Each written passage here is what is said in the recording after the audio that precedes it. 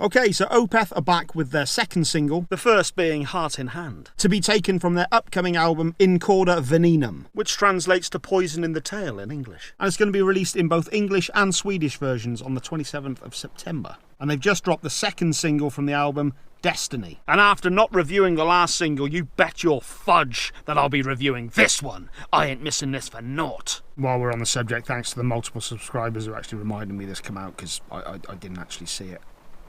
Now, it's worth pointing out that the Swedish title of this song, Svekets Prins, translates as the Prince of Deceit. Was that worth pointing out? I think so, because it makes me look all learned and that. Good point.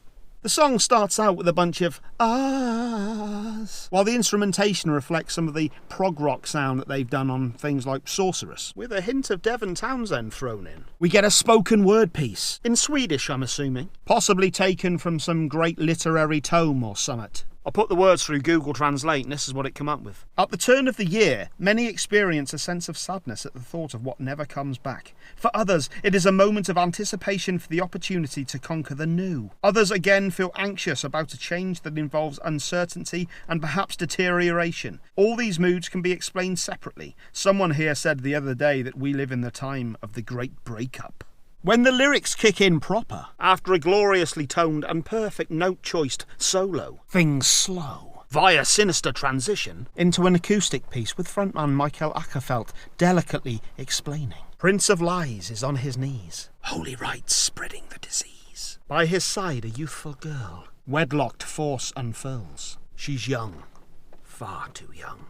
Around 3.5 minutes in, things kick off with a meaty hard rock riff. Can we dictate a life with dignity? Foul agenda corrupt in secrecy. Oh, no, no, no. The next section I think reflects on some of the work that Michael did with Stephen Wilson, as well as a Pink Floyd influence. Congratulations to the 5 men of affairs. There was a purpose with this life. Insinuations if she holds anything dear. Then it motivates submission in this lair. We return to the sinister vibes with an ominous delivery of, he is waiting for darkness. He opens the door. He's slithering. Sounds like a right bastard. The song fades out to acoustic guitar and some laughter that brings to mind my school days where I was mocked on a daily basis. You alright? One day at a time, you know what I mean? Well, this has taken an unexpectedly dark turn. It has, hasn't it?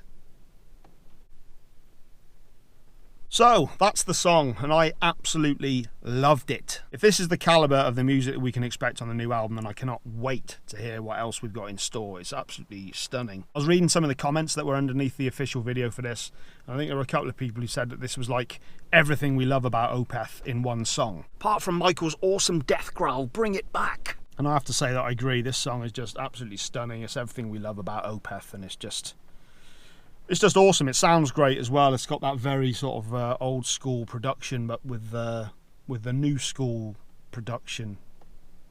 Cannot wait for the new album. What's that, September 27th I think it was? Not long to wait really. What's that, just over a month away? And yes, it's a new Opeth album, and one that I think I've made my point. I'm looking forward to it. Another classy review. So that'll do on this absolutely miserable day. August in England, Hampshire. Unbelievable. Hopefully I'll be back tomorrow, or maybe the day after, with my Atonement review. That's the latest Killswitch Engage album. We've got OCs with Face Stabber. I'm still trying to do the N Minor review, which is Phil Anselmo's Depression Core project. 2 singles have been released from that, and what else have I got? I've got a couple of other little bits and pieces planned possibly for next week, which I think is going to be a bit of a quieter week. And then of course we've got Tool with Fear Inoculum, 2 weeks away from now. I cannot wait to hear that album. So yeah, plenty to come. So if you haven't subscribed, you know, just do that and don't miss out on this. A man on his own in shit weather in a car. It's not always like this. They're quite often better than this.